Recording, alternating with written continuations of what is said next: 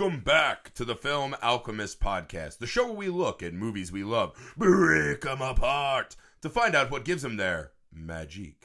I'm your host, Josh Griffey, joined on the second movie of this special creature feature double feature. Got through that. Pro status. On this fine Friday night by my friend and returning co-host, Mike Cloud. Dr. Mike Cloud in the house. Don't tell people that.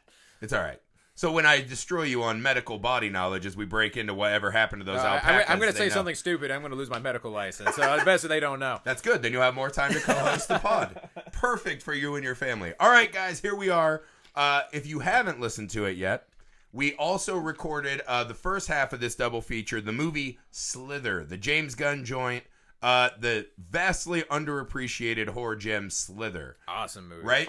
And we thought that was a great pairing for the movie that was the igniting factor behind this double feature. Color Out of Space came out on video on demand and Blu-ray this week, I believe. So immediately for rent, actually, by the way. I didn't even have to buy it. I was pleasantly surprised. Oh, I bought it because I'm like, I'm going to be watching this shit all the time. But so this movie came out in theaters, and I went and saw it and was blown away, flabbergasted. Couldn't wait to talk about it, but because me and Alex couldn't line our schedules up, we never got to talk about it. So it came out, and I called up Mike, and I was like, Mike, we got to do this, and we'll just throw another one in. We'll do a double feature. Yeah, I loved it. It's right up my alley. Oh, it's fucking brilliant. There's so much to love about this movie, right? Why don't you walk me through your initial thoughts on what you thought about Color Out of Space? I mean, it visually, it definitely stands out as just a visually amazing movie. Yeah. And really interesting for like the director who screwed up the Island of Dr. Moreau. He didn't screw up. He was sabotaged. To immediately jump into something where so many of the story elements from the source material are literally indescribable. Yeah. And so he's like, you know what? It just sounds like I'll take a challenge. And actually, I thought did an actually really good job of creating something unique and imaginative and something that wouldn't immediately like pop out of my head. Right. Although the one exception being, I mean, I love the color scheme, but a color that you cannot imagine being purple. I'm like, okay, but come on. Here we are. See, you're like, but then again, I thought at the same time, like, all right, so you're thinking a closed-minded hydrologist. No, but thinking about it like scientifically. Like, okay, if you're trying to get a color outside the spectrum, getting as close as you can to ultraviolet's probably the way to go. Well, I think what I actually think is really cool about this movie, right? I mean, there's so much to love, right? I love this new late phase Nick Cage, right? Who's like, I'm just going to become the craziest fucking actor in these wild horror movies, right? So this was the same production or producer team that brought us Mandy. I don't know if you saw that on Shudder. It's fucking phenomenal, right? Is that Nick Cage, too? Oh my god, it's I can't describe to you how much I love this movie quickly, right? Also, while we're on that note, if you love our show, leave us a rating and review on Apple Podcast, find us on our social medias, and you can now see our faces on YouTube. That's the Nerd Alchemist, plural with an S at the end. See? I always slip in a plug there. But what I love, so this is the team that brought us Mandy, giving us these great late-stage Nick Cage movies, where Nick Cage is fantastic at going there, right? He's one of those actors. Extremes. He will just take it as far as you'll let him, which makes him perfect for these kind of horror movies, right? These kind of horror of the mind and body, right? Reality-bending horror. But as you said before, like, where he's supposed to be normal, like, he's not normal. Like, I don't know if it was written that way, but, like, the dad character is inherently, like, weird throughout this whole movie. Nick Cage he goes from, like, weird to insane. Right. And, he's like, making choices, but we'll get to Nick Cage as the dad, right? And then this is the other thing. They bring back Richard Stanley, who's been gone for a long time, 96? Right? So he came out and was a hot young director. He did Hardware, which we've covered on this show. Phenomenal movie, right? So we love that movie. Great movie. He went to do Island of Dr. Moreau. It was supposed to be kind of like a futuristic Judge Dredd kind of vibe, right? Like hybrids lost in this big, like, mega city.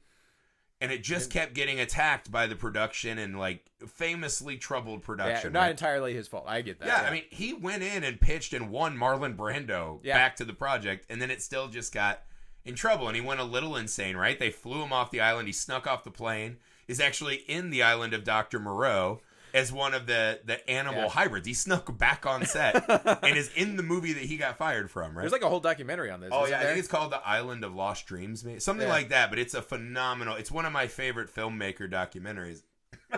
Because there's this whole genre of like that and Jodorowsky's Dune, right? So he's this really amazingly imaginative artist. He has like these giant books of fucking gorgeous, landscapes and this huge fucking Dune version he wants to do. He's one of the first guys that went to H.H. Giger to like get him to do some like biomechanic futuristic art. And then when that project fell through, they're just like, hey, we'll use him for Alien. Right? So like he's part of like, it became this bigger thing. But I love documentaries about when it just doesn't work. Like, I think people forget how fucking hard it is to make movies, especially really big ones. Like, especially when you're fighting against other people. I mean, the more money you have, the more it's swimming upstream because more people have a chance to like, oh, I have to put my stamp on this. And that just becomes harder. So for Richard Stanley to kind of, after that movie, disappear and come back with something like this is like, I read a story like in his long time off, essentially. And I think he's been trying to stay busy, but he hasn't had like a big movie come out in that time, I don't think. Like I was reading a story, he's like, yeah, at one point I had like a coven of witches just living in my house and like, things got weird. And I was like, that's great though. That's like a good thing. So he comes back. It's good motivation for something like this. And he just makes this and him taking on the Lovecraft universe, right? Yeah. Because I've always said, I was like, this is like the great fucking untapped source of material. It's just really hard to Hollywood's visualize something that isn't, and it's hard to do well.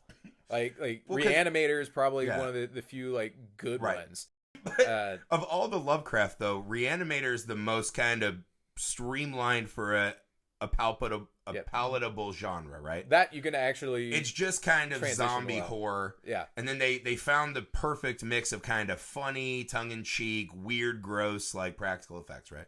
That one works. When you start getting into like famously Del Toro has been trying to make Mountains of Madness forever. Yeah, but and everyone's like, when he won for Shape of Water, we're like, it's back, it's coming. Yeah. And he still was like, yeah, it's still like impossible to. And I don't know if you can't do it with him, who the fuck can you do it with? Well, because it's something that's so up to the reader's imagination in so much of. But that's what I mean. There are directors that can do that for you. There are directors that I'd like to see what their mind thinks when they see it.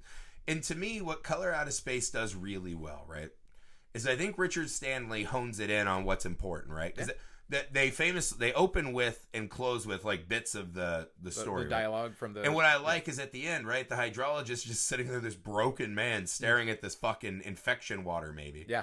And he just goes, it was just a color out of space. Yeah, because it was a messenger from across the stars that broke open our minds at the vast whatever, right, madness that was held in their world, something like that. So essentially, of course, I just butcher like the coolest quote in the movie.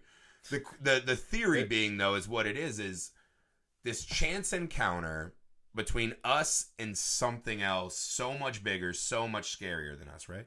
And the Lovecraft mythology is often about these old ones, right? The ancient gods, right? These other gods that, whether they're sleeping deep at the center of our earth or whatever, there's something else out there that's going to shatter all of the myth building that we have, right? As humans, all of our religions, we kind of bring it back to every person who's religious sees themselves as the god of the religion they follow, right? In a way, we're all like little pieces of these things. If you all of a sudden saw fucking Cthulhu emerge, you'd be like, oh shit, maybe that Bible is not all I thought it was, right? Like, there's a huge gaping hole. And I think that's what he focuses on. And also and I always love all movies that do this, where there's not very many that do it, but they acknowledge our limited perception ability. And that's what this movie does really well. It's like, this is something you are never going to comprehend. Yeah. It doesn't give you an answer. It doesn't fill anything. It's just, other than the fact that this is an entity, we don't know if it's malignant or a chance encounter or what. It definitely hurts people. We'll never know why. We'll never know how it did it. Right. And you are never going to, the human mind will never be able to have the ability to understand what this is. Right. So you just have to accept it and call it what it is. It was a color out of space. Because they call it even a color out of space. It wasn't purple out of space, because really it's supposed to be a color that we don't even know what to call it. Right. But that's what I love, right? Is it doesn't take something like that, like you said, like I think a lot of people become afraid. They're like, holy shit, man, like how do we do this? Yeah. And what he said is, I can give you the way my brain comprehends this, right? And it's really kind of a bold choice for a filmmaker to say, I don't have the visual tools to explain all of this to you. Yep. But I'll give you as best I can. But you're not meant to understand it. Like that. That's the point. That's what's terrifying about it is you don't know. Well, like I love that in the movie. Like where you have no clue. Yeah, you don't know what you're dealing with. You're never going to beat it. You just have to go along for the ride. Yeah, and see where it goes. That's where I think this movie, because we've also covered Annihilation on this show, right? I haven't seen that. Annihilation is kind of the loftier philosophical version of this movie, right? Where it gets more into these big questions of like, what is life? What is humanity? All this stuff, right? Mm-hmm. It's like a loftier, more art house version of this movie, right?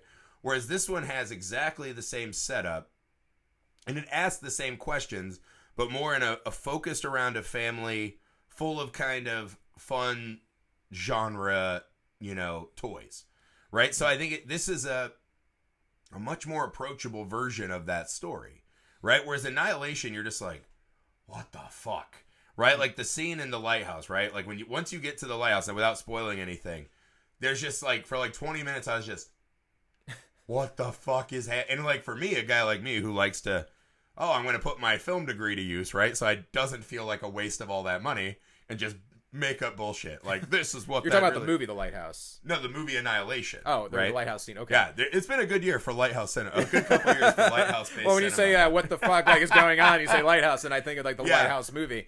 You will need to watch Annihilation, and you'll know exactly what I'm talking about.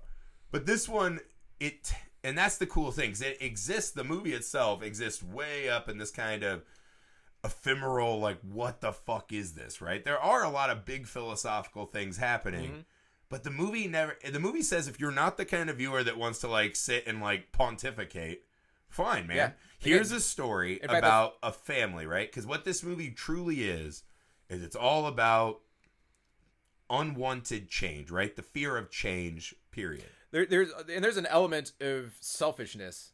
Like each family member doesn't really give a shit about the other family. I mean, there's certain times where they have some moments. I think but do. For the most part, like when they like really start losing their shit, it's because they're not getting what they want. But you could argue. I have this argument with people all the time. Like, is there really anything as a such thing as altruism, right? Right. Well, are people really that's altruistic? A whole, like 3-hour podcast. Yeah. Do they have like something inside of themselves that like they get a little fucking rise out of doing the good thing?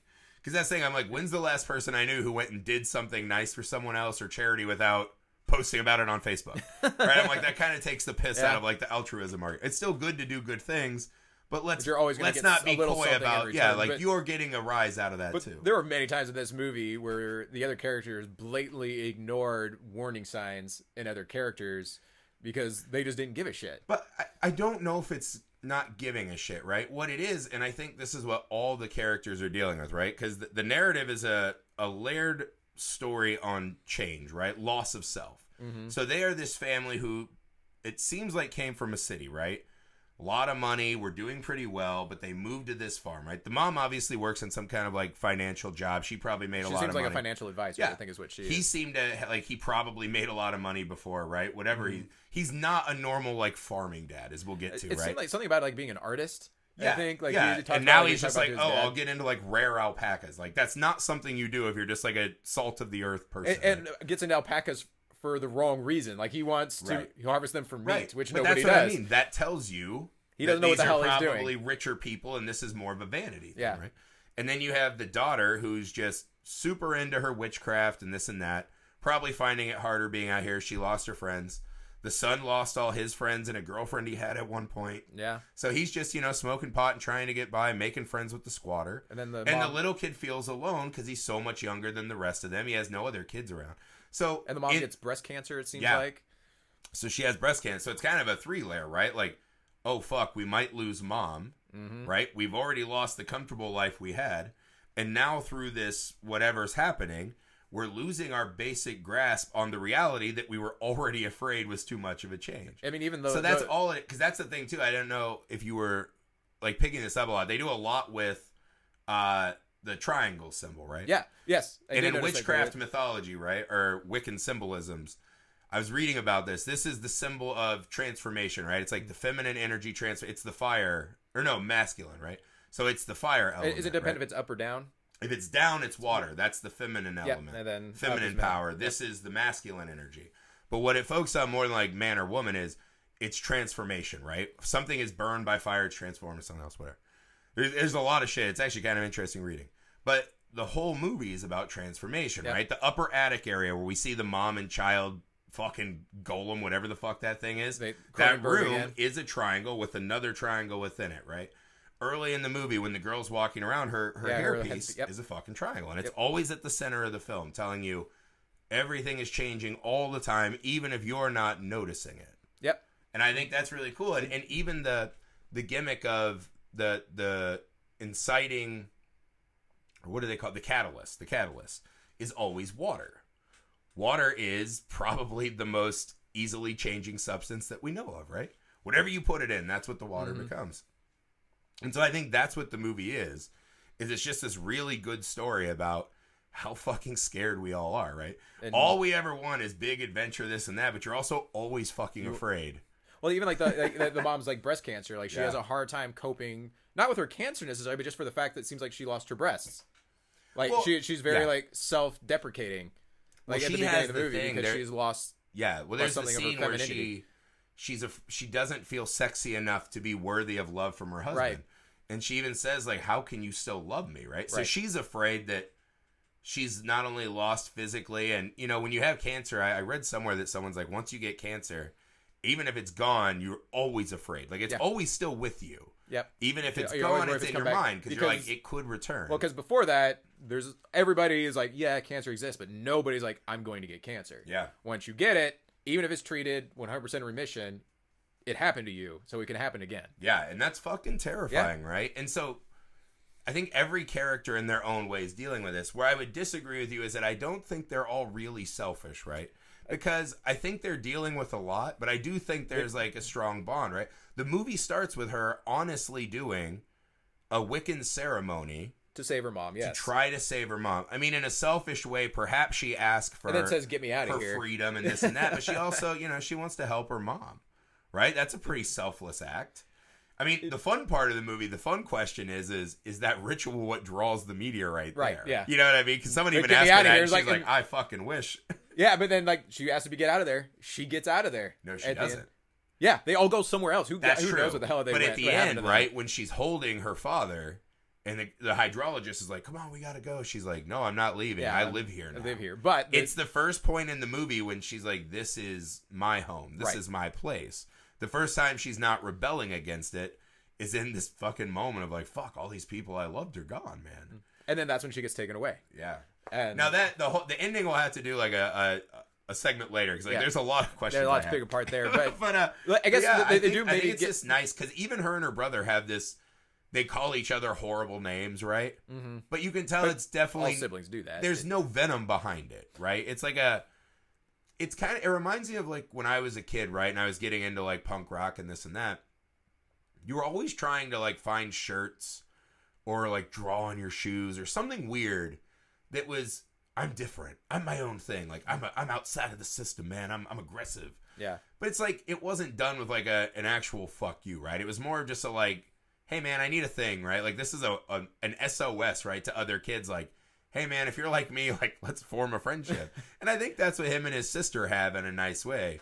Like the only one I really feel bad for is the youngest brother, right? Like he just feels so lonely, and he gets ignored through most of the movie. Like I think maybe it's more of the selfishness is more of a progression as the movie goes on. Like that kid just stays outside for days on end, and nobody like does He's got anything. His friend watching him. The man in the well. He just sits there staring at the for days, and nobody brings the kid inside. Or like the kid, he gets that when he first has the encounter with the purple light, and he's like catatonic for like probably an hour or so, and the mom's like, he's gotta go to the hospital. Dad's like, no, that's too far. Yeah. No, I don't. I'm gonna go grab myself. I'm gonna go grab some booze. I'm gonna have a drink. He'll be fine. But I think part of what that is, though, right, is I think what you're calling selfishness becomes survival instinct, man. Because all of these characters, the onslaught that they're dealing with, and this is one of my favorite places to do scary stories, right? Because I'm sure a lot of people will watch this and it'll take the ding, like, that movie's not fucking scary. It's my least favorite critique of horror films. Yeah, it's not scary, but is that they're not scary. Because like, horror films don't have to like scare me, right? Rarely do I watch a horror film and I go, ah! Yeah. And I like jump under my sheets, right? Like when it happens, awesome. Yeah. But it's fairly rare, right? The movies I really like, though, is you have to fill that screen with existential dread.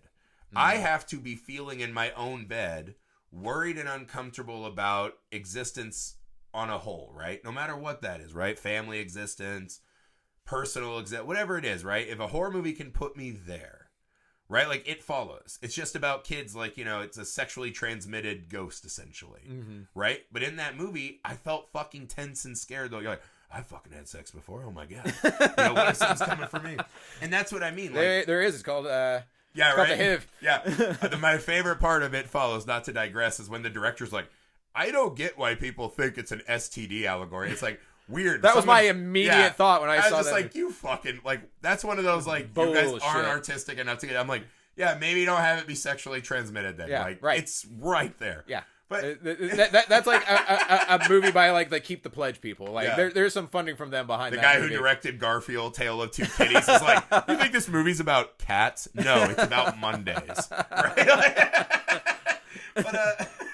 But that's what I think this movie becomes. Is I don't think they're being because at the end, when you boil any person down, right? And we saw this in Slither, right? Like the prime directive for all of us is to survive so that we can breed. And breeding is just a way to extend survival to the species past ourselves, right? Yeah. Those are our two directives. That's really all we exist to do as humans, right? And a lot of the problems with humans is because we have all these layered extra things on that get in the way of the prime two directives, right? And you can say that's inherently, if they happens, do get in the way of those prime two directives, we will usually not be altruistic in that situation. Right, exactly.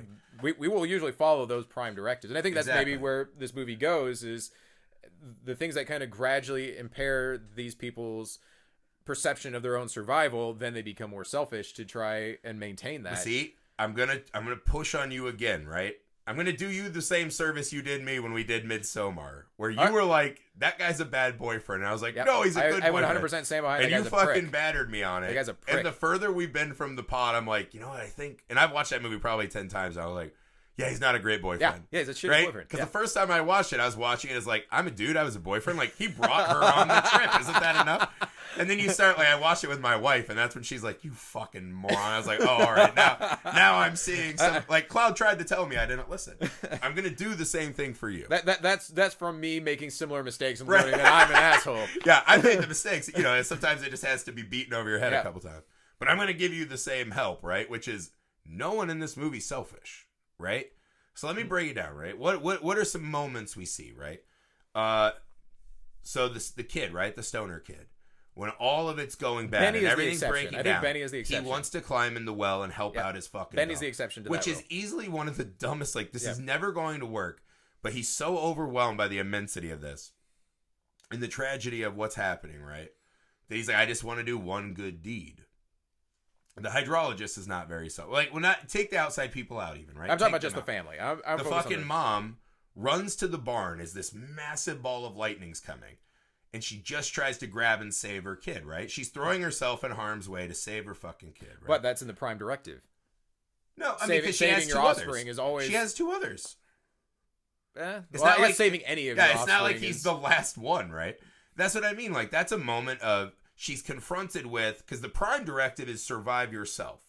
Because as long as you still live, you can keep fucking to make more. Well, generally, actually, instinctually, it's found that, you will throw your life down to save your offspring. That becomes a prime directive as soon as you have kids. That's like one of those things in nature that's kind of a myth, right? Like, that's why bears hibernate in different caves than the dad bears. Because the dad will eat the dad kids. Wakes up and he's like, oh, God, there's 4 kids here to eat. And he'll eat the fucking cubs. Yeah, right? Okay, so maybe not all of nature. I don't know, but yeah, I mean, I would say it's survival first and then breeding, right? Like, and that's not to be cruel. Like, I'm glad we have all the other stuff. I'm glad we have art and podcasts about art and whatever. I'm just saying, when you break us down, that's what we are. We are fucking robot viruses that are meant to make more of us, right? That's what we fucking are. Yeah, we are machines when you really think about it. And that's kind of the fun thing of this movie is the color, whatever it may be, is breaking us down to our most fundamental, basic derivatives, right? Or directives, I should say, right? Or even like your emotions. But that's what I mean. I think it's taking it to the point where it's like your emotions are getting ripped out because you don't know what's real. Mm-hmm. Right? Your reality is only what you perceive within yourself, because everything else now could be colored by something else, right? This fucking thing. So the mom saves him. Then he tries to save the dog. The girl stays with her dad in his dying minutes. In the very last minute, Nick Cage walks in. And this is my favorite scene in the movie. There's a lot of really funny Nick Cage scenes, but this is the great moment where you're like, fuck, Nick Cage is a great actor, and we forget how good he is because of the weird roles he takes. When he kills the alpacas, right? You're like, that's a classic Nick Cage. He's like, screaming as the blood is like spraying on his face. God, I'm so glad Nick Cage is doing these movies. But it's like a classic horror movie scene. You walk, it's the Thing, right? Like, the dogs are it was exactly almost together. Like the dogs, Yeah, and you're like, and he's fucking murdering the alpacas, right? Yep. He walks in, and him and his daughter aren't seeing eye to eye, right? And she, are you gonna? He's like, what are you doing? He's like, get out. I'm gonna handle it. She's like, you're gonna handle it like the alpacas. And he's like, get out of here. And then he's like, kind of still says a nice thing to his son, not as much to his daughter, right? They have like a little extra beef throughout the movie, but there's this great moment where you're like, oh fuck, he's going to shoot his wife and his son, who are bonded together in this disgusting chrysalis. Which would have been the altruistic thing actually to do, because they were suffering and in pain. Would it? Because this is the thing, is he looks at her and he says, you'll always be my golden lady. Gives her he can't do it. He loves her so much, and he's like, you know what I'm going to do? He's like, I'm going to go out and find help. Right? And he might not be able to deliver that help. But in that moment, he's reminded of what he loves and what he's fighting for. And I'm going to go downstairs and fucking try. Granted, by the time he gets downstairs, he's totally fucking overwhelmed by the enormity of the problem. But that is a fucking he just goes down. He go downstairs and watch. He doesn't go down look for help. He goes downstairs and watches TV and like pretends. Well, I don't know if he's actually pretending. When he goes down, right? This some of the stuff at the end here plays very much like The Shining to me. Yeah, like you're doing things, but you're kind of being guided by these other forces. Yeah, you're being influenced. There's a gravitational pull to that living room. Mm-hmm. And this gets into one of the fun games of the movie, which is every character is affected in really extreme and different ways, right? And Nick Cage he is pulled to these behaviors that his father, who apparently talked like a really bad Trump impersonator, right? That's all I didn't even think about that. The one time he like mimics his dad. He mimics his dad like 5 times, and it's like just the ones like the art thing. It's a lot. Is it? Like when they're out in the barn, he's like, "No, I'll do it. I'll get the fuck out of your sights," and he goes out. Is that him mimicking his dad? Yeah. Oh, I thought he was just being his dad's voice. I thought he was just being a dick. No. Yeah, that's his dad's voice. I didn't pick up on that. Okay. So he has this thing with his dad, right? Yeah. And that's how he's affected. The mom seemingly hurts herself in the course of trying to maintain the same kind of motherly habits she used to have, right? Like she knows that she might not be around as much. So, she's making dinner and fucking chops her own finger. Dinner's ready. So that's her kind of vibe, right? The stoner kid, he's losing time. He's getting spacey, right? So they all have a different way that this thing is infecting them. There's not like a standard. This isn't like a zombie movie, right? You get bitten and you have X amount of time before you become one of the undead, right? Everyone who is affected by this, the infection protocol is wildly different. And the way it affects them is very different and very personal. Yeah. Right? Like even the fucking squatter, Ezra, which I love that about this movie, that they're just like, there's a squatter like 100 yards from here who gives our son all these drugs. Yeah. But we can't do anything about it. That's how you also know they were rich white people in the city. Yeah, exactly. We don't want to be the ones to kick him off the property. Because like my dad would have been like, get the fuck out of here and I'm going to beat your face in until you're gone. Right? But like rich white people don't like to ruffle feathers like that. Like we want to be seen as cool. But even him, right? He's just like, he is affected by becoming this fucking voice on Memorex. Mm-hmm. Because his kind of jam is that he sees the world for what it is and no one remembers. He even says, I'm going to record the voices because if I don't get him on Memorex, no one will believe. So what does he become? A voice on Memorex, man. And so that's what's fun about this movie is that it affects everyone in a different and very personal way, right?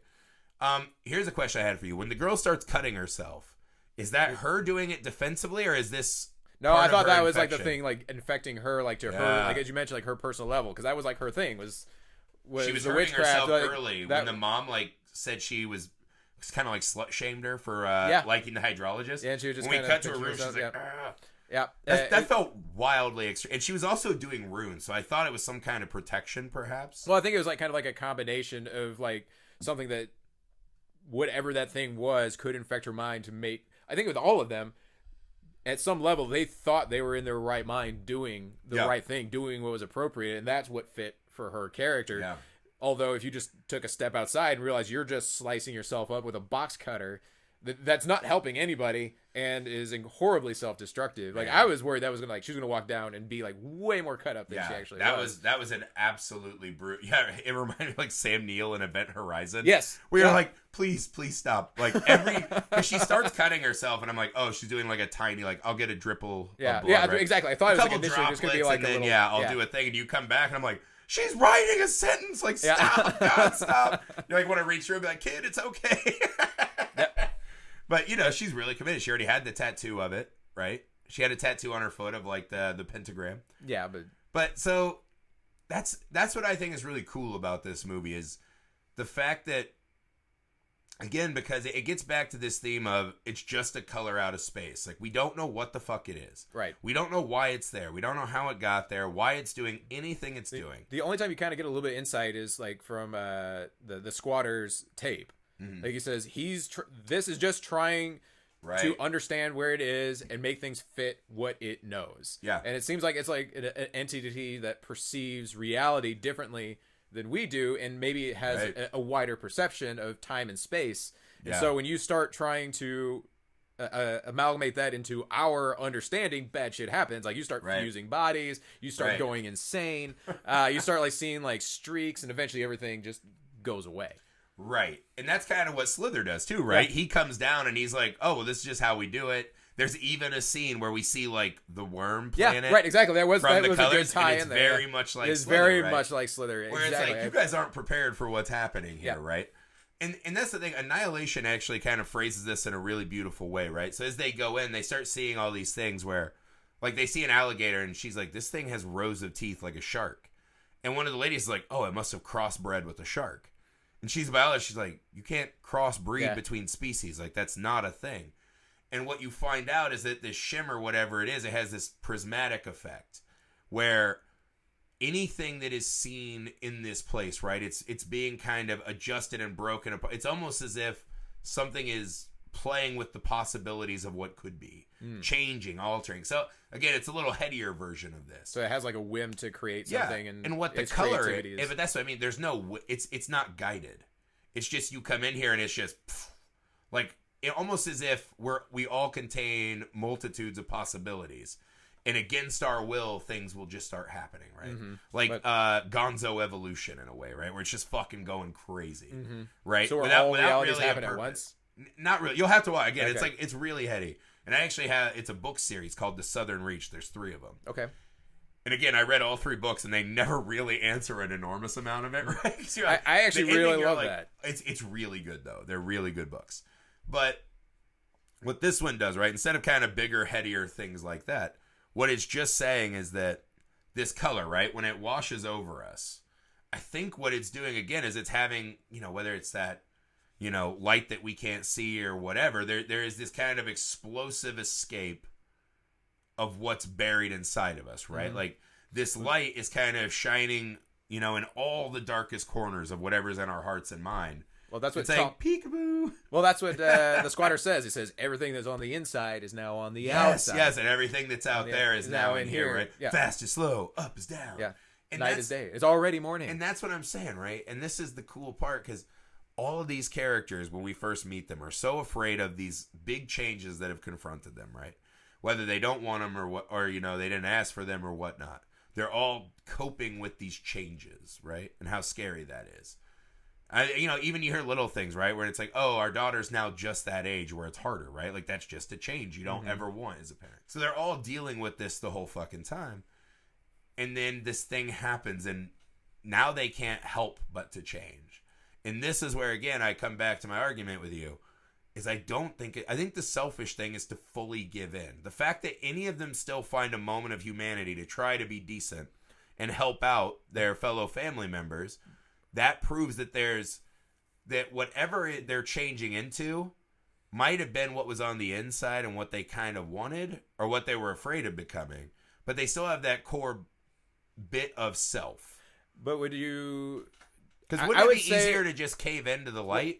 I would say the only time, like Benny's the exception. That kid, I mean, outside of he just goes off, he gets high, but he's not really a selfish kid. He's usually like he's working hard. He usually tries to be supportive and be there. He's not overly like insulting to the other family members. He doesn't really have like a selfish motivation. Throughout the movie. Same with the little kid because he's a little kid. But the only time it seems like, I mean, there's the beginning, and then it kind of things start to like escalate, and people tend to become more selfish, and then it kind of rounds back out again to this like dedication to the family and each other, but only when it's hopeless, when there's nothing left to lose, when there's no escape.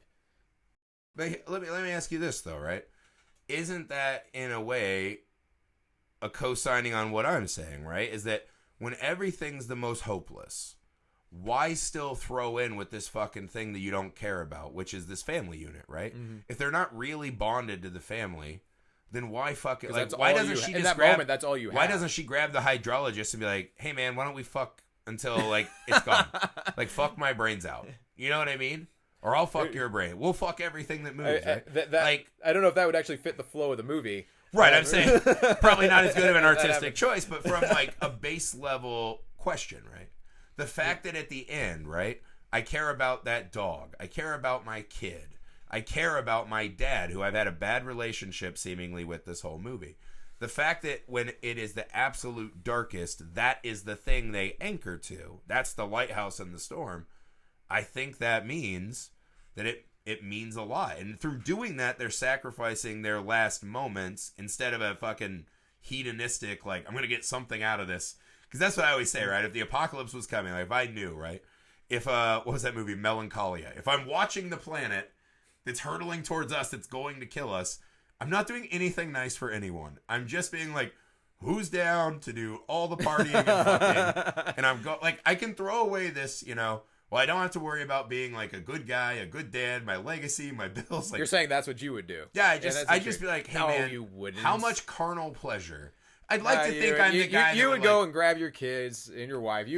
I'd like to believe I'm the guy that, like, you know, me and my family, we hike up to like a tree-filled mountain and we talk about how great it was, and we read like great literature to each other. We're like, look at the art of humanity. But what would really happen is I'd just be covered in heroin needles, be like, let's fuck. Well, I mean, you may have that's all I'd want to do. No, I don't think you would do that. Why not? Just get as much as you can. Because all that stuff is meaningless. Like in the end, this is the question. In your last moments, you don't want pleasure. You want meaning. If you know that thing is gonna fucking smash into the earth, what does any of it mean? So you think me having a Mr. Rogers last day instead of a fucking Hellraiser last day gives my fucking death by planet any more meaning? It's all about what's inside your own internal black box. You know what's going to be in my black box? Nothing. It's about to be exploded. In those very last seconds. That's what matters. I think I would go very Hellraiser, right? Where I'm just like, to serve my own pleasure, to serve my own pain. I'd be like, get the fucking fish hooks. Nah, you would get way more out of what you've built in your life and enjoying that in the last few seconds. I don't think so. You're telling me you would look back and be like, knowing you for, look at what I built that's about to be fucking tender, just splinters. Just enjoy it up until the very last minute. Hey man, maybe rather than piss it all away. But you may have a point though. There's no pissing it away. The universe is taking it away from me by force. All that really, if you think about it, the thing that matters most is what happens on your deathbed or in the last moments of your life, where you are in those last thoughts. That's the most important point in time in your life. And then coming down to this, you may at least have a point that at everybody's core is selflessness. That may be the point in this movie where everything else is stripped away. All that selfishness has been exposed and gotten out of their system, and all that is left for them is what is deep down in their core and what they're going to enjoy in their very last minutes. And that to them is inherently in all of them is their family. Mother's embraced with her child. Nick Cage's character. I assumed that he is in a different place in space and time where he is actually with his family and he's not actually imagining it. And the girl bonds with her dad, like in those very, very last minutes. Right. But like, as opposed to like the policeman or Chong who die alone. Yeah. But I think that's the thing, right? Is the color out of space also kind of works as a nice symbolism for you're lost in the sea, right? The sea of the stars, and all you see is black. Everything's going. And there's just this one little fucking light to draw you in. Yeah. And that's just one decent thing you ever knew. And that's what it is. I think if these people had access to drugs and orgies, they would be doing what I said to do, right? Like I'm telling you, they would be more into this. One of the weird things, right? So getting to the end of the movie, I'm really fascinated by the ending, right? Because what we see, this is the other crazy part of this movie. I was like, it's kind of a slow burn, like things are starting. Like, I mean, granted, she chopped her face. It's not super slow.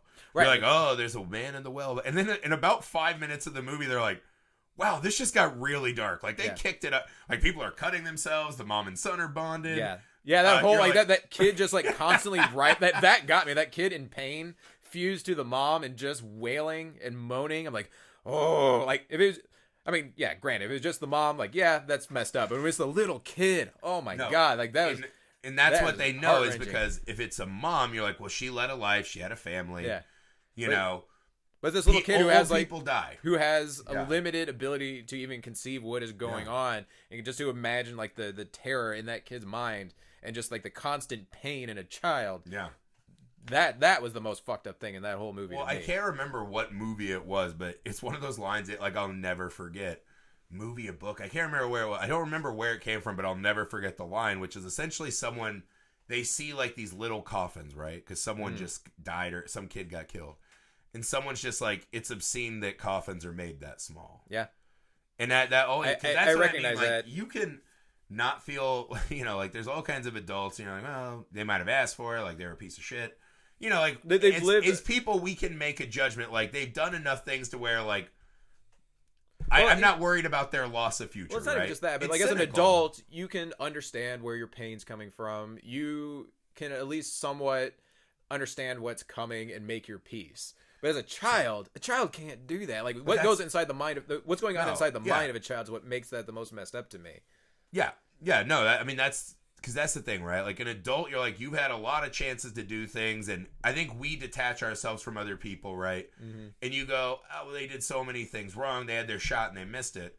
With a kid, and I think the reason everyone loves a kid, and you have kids, I have kids, you just look in their eyes, right? And it's just. Oh fuck! You're not broken yet. Yeah, you know what I mean. Like it's pure innocence. You really could do anything. Like your whole life could be amazing. And I think we all love the myth of the kid who gets by unscathed. And I mean, tragically, that kid doesn't exist, right? Like the longer you're here, the more fucking mental or physical wounds you pick up, the people you lose. But we all love that myth. That's why Peter Pan's so popular, right? The kid who gets away with it, like the kid who just skates through life and everything's great for them because they're so innocent and they deserve it, right? And any kid who is lost, you're like, fuck, man, that's a chance we all have. But the unfortunate part is to lose that the unscathed kid is a prick, like Peter Pan. Well, I don't, because I think when you're like a prick kid like that, like if you're a rich John Hughes kid bully, you are psychically scarring your soul in this. Right. Well, in general, kids who are genuine assholes, they're acting out like they're happy people don't try to hurt other people. Right. Peter Pan just doesn't understand that he's a selfish jerk. Well, I saw a trailer. There's this new movie coming out called Wendy, right? And it's like another. I'm like, God damn, is there no other fucking story that's How many public domain that's not Peter Pan? Hook was great. Yeah, we don't need to do another one. What's weird? I found out because we grew up probably at like the perfect age to love Hook. Yeah. Apparently people hate Hook. Why? Who? There's like a whole fucking thing where Hook sucks and people hate it. And I was like, I remember going to Kmart and desperately begging my mom to buy me the coconut sword. Went, ding, ding. I know, right? Yep. Yeah, but no, I'm telling you, I run a film podcast, so I get a lot of I cross a lot of film takes and whatever. And apparently it's like vastly hated movie, which I find fucking absurd. Is it like a Return of the Jedi thing where like maybe. If you were at a certain age you hated that movie? Yeah, probably so. But I don't know how we got to Hook. But no, Wendy, right? So this new trailer came out and it just said there are some kids, right? The wild ones with the light in their eye. And they're the ones who can escape and never grow up, right? And I was like, what a fuck. I don't even know if the movie will be any good, but it's a really beautiful trailer. And I was like, that fucking sentiment is what I think we all love, right? Is like, you just see a fucking kid happy. And you're like, when I'm happy, it's like, oh my God, I've escaped for a minute. You know what I mean? There's still these like tendrils of the darkness. A kid, you're like, they just fucking pure happy, right? And that's what, when you see this fucking little boy, and granted, he's kind of a classic horror movie boy, where he's a little weirder than normal, a little creepier.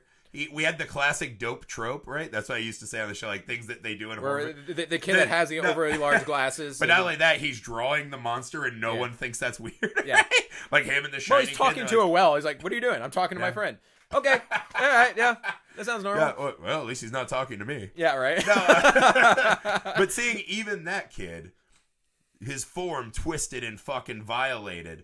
And I mean, again, it's a violation of our natural order, right? Mm-hmm. Like, we might not all be religious, but we do have these concepts and ideas that we hold, you know. There are things that are sacred. Sanctified. Yeah, they're sacred to us, right?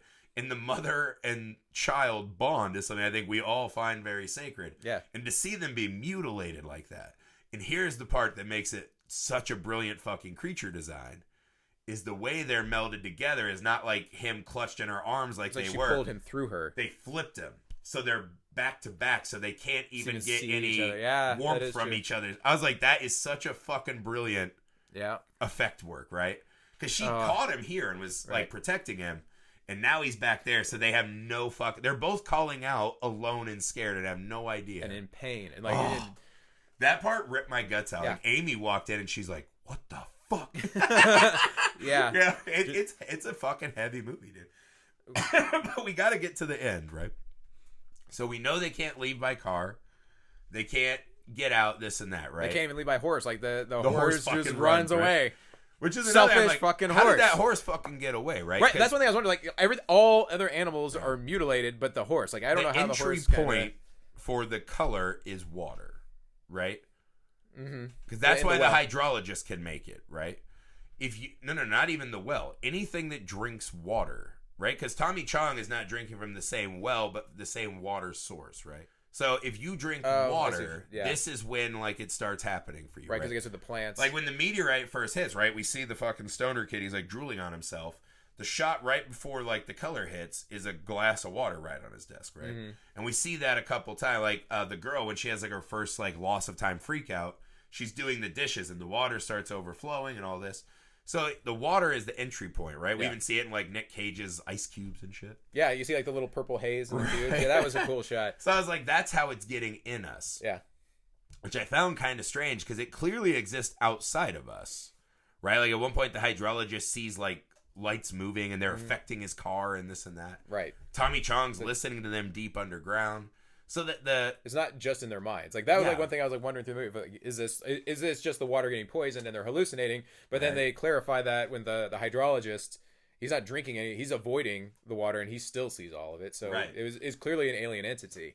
Right, and that's the way that, because I think that's the fun part, is it kind of turns this creature, whatever it is, or creatures, or I mean, we might not even have a word to describe it. Or even just like a piece of alien technology that's not even sentient. Right. Right, that's that's the scary part, right? Is whatever it is, it does feel like it's playing, and that's always it almost seems scarier. It seems not even playing; it seems almost just chaotic. Like it doesn't have a motivation; it's just doing. Yeah, maybe it's like the monolith in 2001, where like, because I've always heard that the monolith is there to be, it's kind of this engine, and if you're in its presence, there's this tone or whatever, and that's what jumpstarts your evolution. Yeah. I think that's not as poetic as I like, right? I think just being confronted with something that's so surreal to where you are forces you to like, expand yourself, right? I think that's kind of the more poetic version. The human mind can't take it. Yeah, like when they just see this fucking thing, they just immediately know. The way it has like these unnatural, like perfect, numerical forms and whatever. Mm-hmm. They're just like, oh, fuck. And then they go fucking brain the other tribe, you know what I mean? And like, I think that's kind of the thing with that.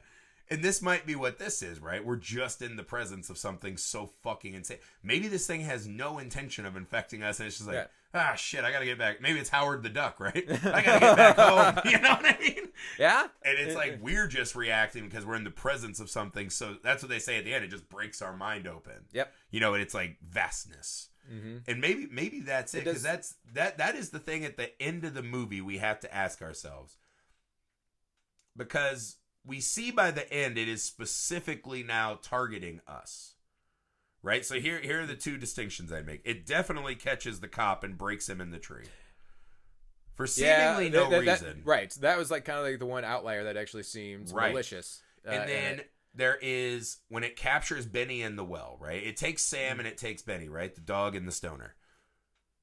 And there's a moment when Nick Cage is in the house, right? And he's like, "Hey, my family's all in there." And he goes, "Oh, right." Like he's talking to his wife, and he goes, "Except for Benny. Benny lives in the well now." Yeah. What is that distinction to you?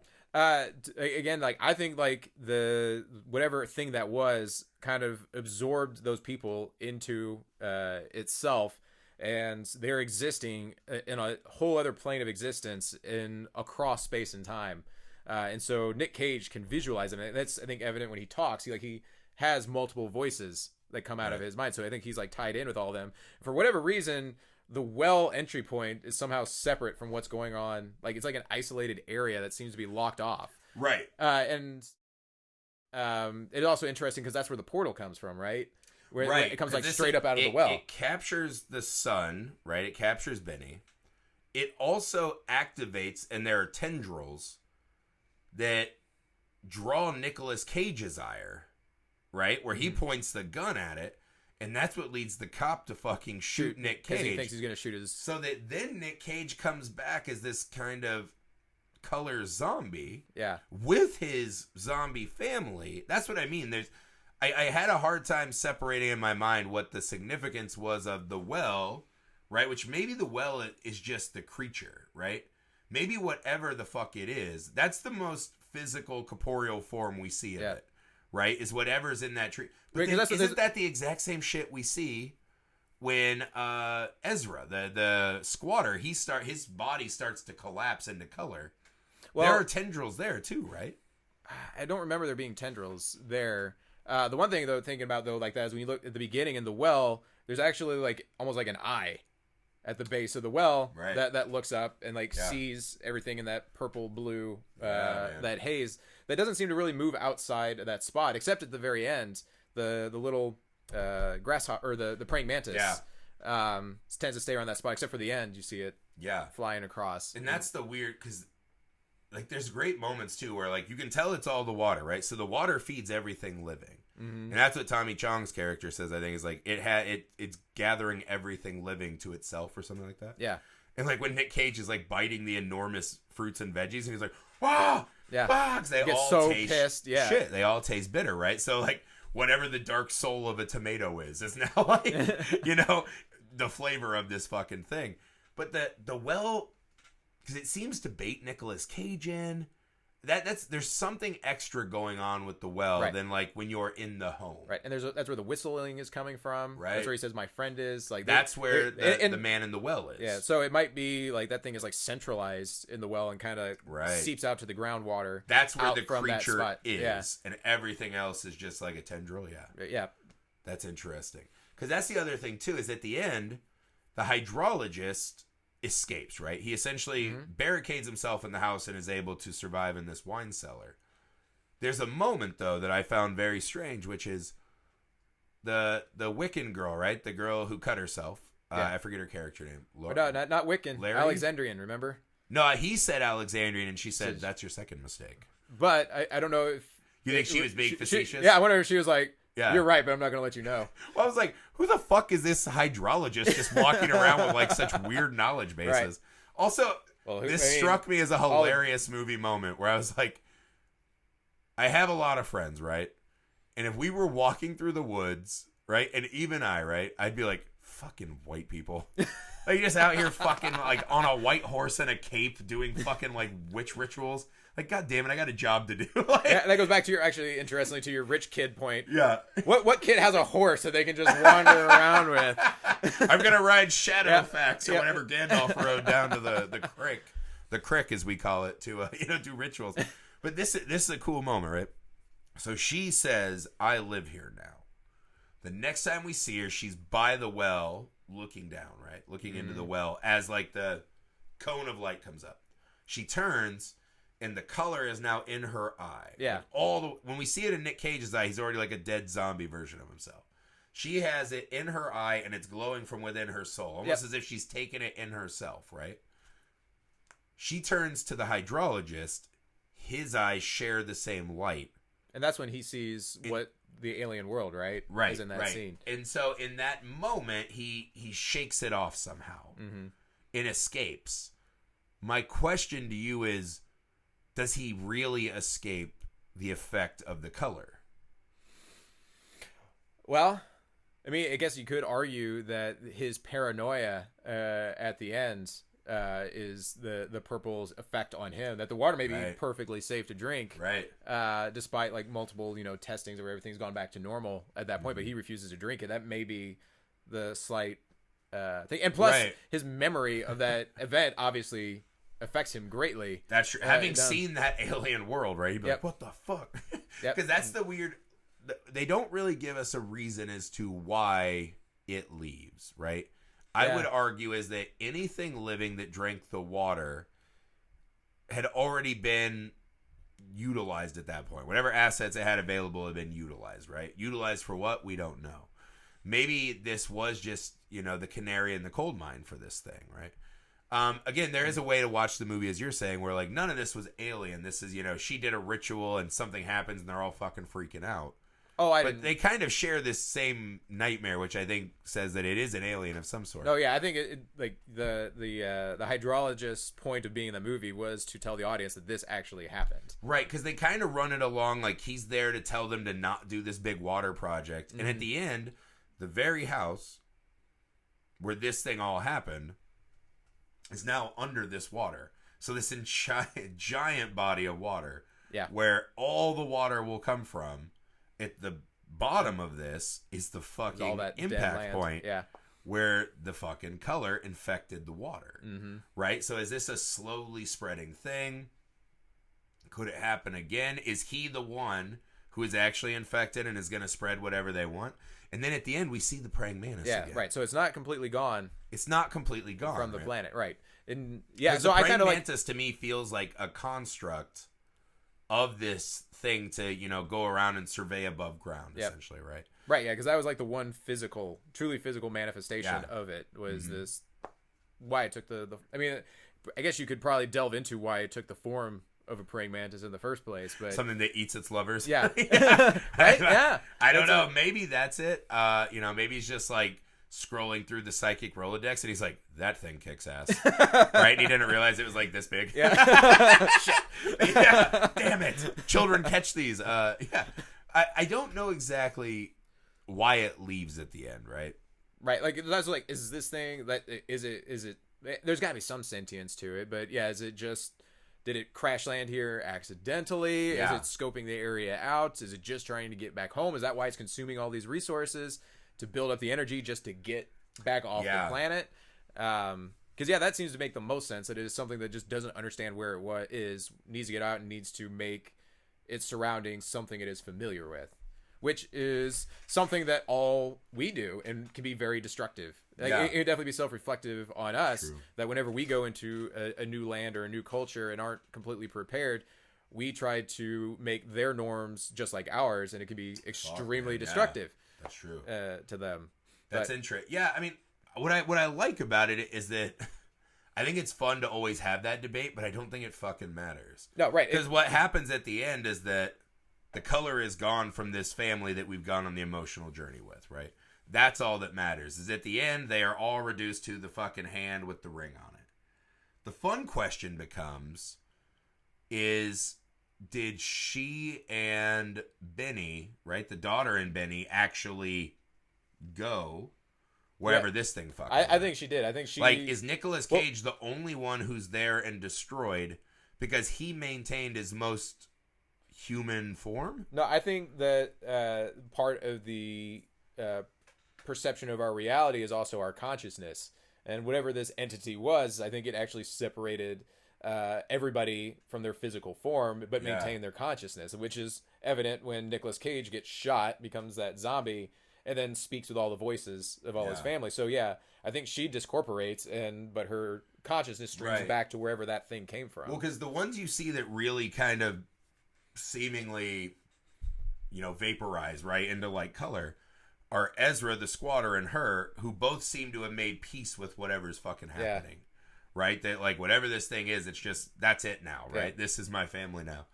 And so, I don't know, man. But that's what, I like a movie that it has such a good emotional core in the story of the family that once that's wrapped up, I don't really care that much that the color's not there.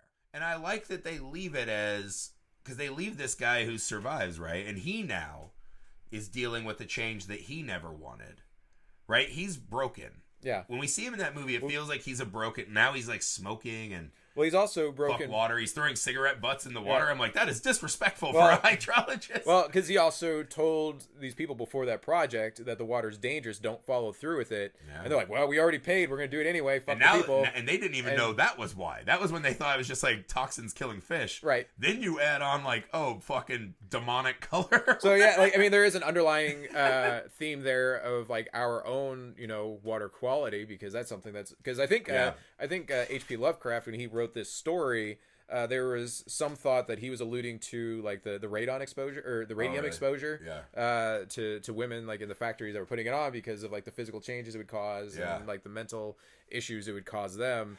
This is not this movie kind of transitioned that to water quality. Yeah. Because I'm just glad it's a Lovecraft story that's not like immigrants are bad, right? That's like every one of his bad guys are like, God, non-white people are scary. Right? Lovecraft is not aged well. He's a notorious fucking racist. I thought all of his stuff was the antagonists they're not real. No.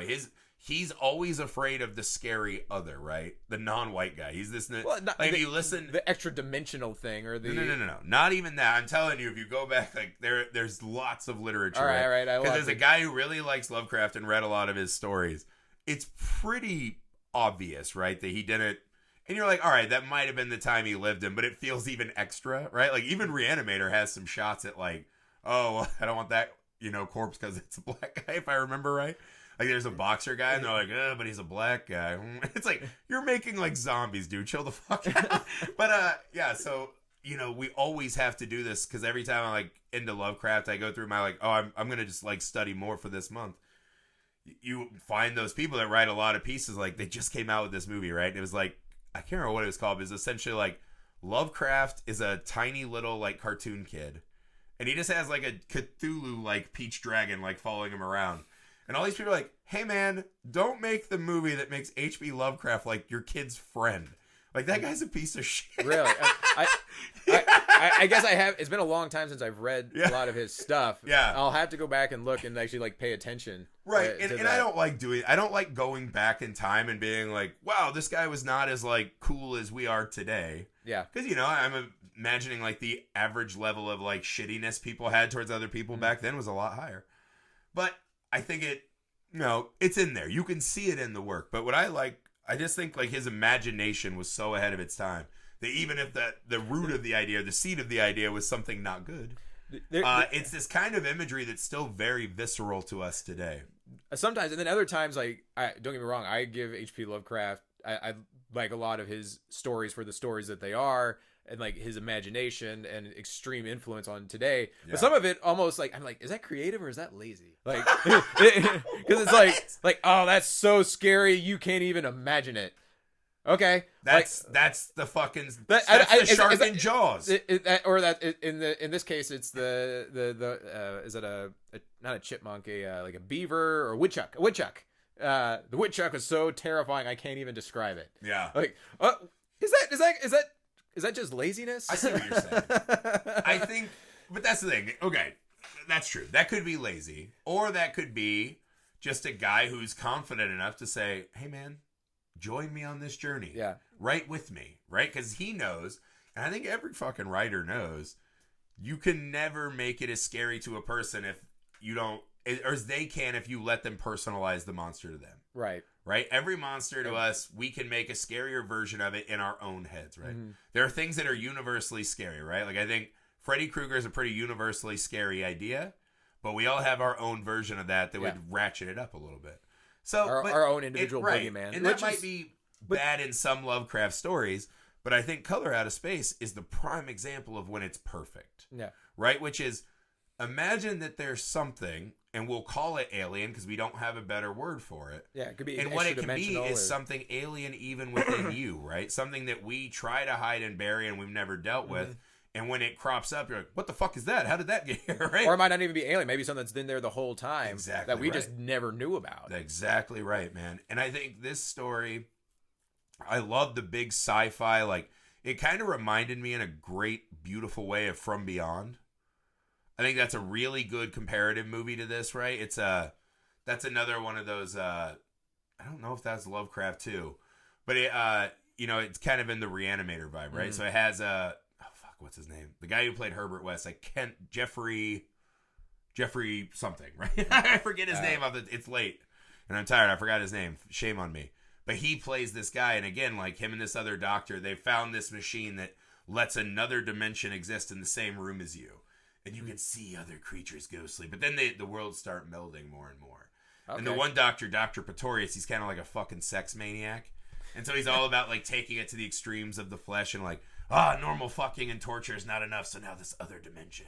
And he turns into this fucking flesh monster. And when they go back, like, they keep turning on the machine because there's a strange allure to it. And when they do, every time they come back, he's more and more monstrous. And what he says, he's like, this dimension isn't changing me. It's allowing me to change myself to what I really want. What was already there in the first place. Yeah, I can make myself any. And that is, like a I think it's a Gray universally terrifying concept to every human. Is what is within me that I'm not aware of, right? Whether that's a tumor or an instinct to murder. There's so many. Who are you at your worst? I think we're all in awe of what we're capable of and scared by nature, because I think a lot of us aren't as imaginative as we could be. And so you see a news story and you're like, people do that to each other? Like, what the fuck? Yeah. And it's really fucking scary. And this movie, it doesn't try to waste its time or like mental resource on, you should be really focused on what that fucking light is. Yeah. But you should be thinking about what the light inside these characters were that helped them burn all this down. Yeah. Right? And also, again, this is like, it's the type of movie that I love is just where, again, I think it's early understood. You're not going to understand it. Yeah. These characters have no control over what's going on. This is not going to be a happy ending.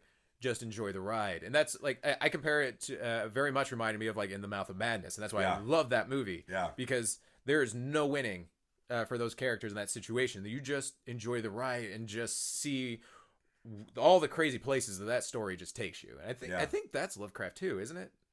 Which one? In the Mouth of Madness. That was Mouth of Madness. He's at the Mountains of Madness. Right, there's a Mountains of Madness. Mouth of Madness is the movie with, do you read Sutter Kane? Yeah, right. Yeah, it was John Carpenter that did it. Was him. It was John Carpenter, but I didn't know if it was based. No, I don't. I mean, it feels very vibe, very Lovecraft. I'm sure it was inspired. He even has like the tentacles and. I fucking love that. Actually, me and you have talked about. I want to do one of those because we've done The Thing. Yeah, but we want to do the other two in the Apocalypse trilogy. Yep, we'll get there, man. I don't know, guys. A lot to ponder in this movie. I like any movie that lets me think. Doesn't worry about like giving me I think sometimes definitive answers in movies like this make it harder to enjoy the movie. Yeah, it would ruin it. Because if it doesn't work for you, man, this movie's all about personalized fear of change, man. And I hope you guys liked it as much as we did. It was great to have Richard Stanley back. It's fucking great that Nicolas Cage is doing these kind of movies. It's fucking great to see really good Lovecraft movies. Because I've wanted that for a long fucking time, man. It's been a long list of bad ones. And he's going to keep doing it. Yeah, and Richard Stanley's already signed on. I think they're already working on pre-production for the Dunwich Horror, right? So that's going to be a fucking wild one. He's supposed to make a trilogy. Yeah, man. So this, to me, is very fucking promising, and I love this movie for what it is. Again, I think it's kind of midnight drive-in cinema version of Annihilation, right? Because this one doesn't worry about playing as in the loftiest heights of your brain, but fucking hits you right in the guts, man. And I think this movie's fucking stunning. So if you haven't seen it, you can find it video on demand. You can buy it right now in your own home, man. You should do that. Don't watch it with your kids. Don't watch it with your kids. Bad kid movie. Maybe don't watch it with anyone you're related to, now that we're thinking about it. As always, if you love the show, and we hope you fucking do, guys, please leave us a rating and review wherever you find us. You can now see our faces and hear our voices on YouTube. That's Nerd Alchemist channel. That is plural with an S at the end. And find us on all of our social media, guys. We would love to hear what movies you guys want us to talk about specifically. If you give us a movie, we will try our fucking absolute best to get that done. I promise you that. Cloud, thank you for joining me for this emergency creature feature double feature. It's always fun. For the Film Alchemist, I'm Josh Griffey. I'm Mike Cloud.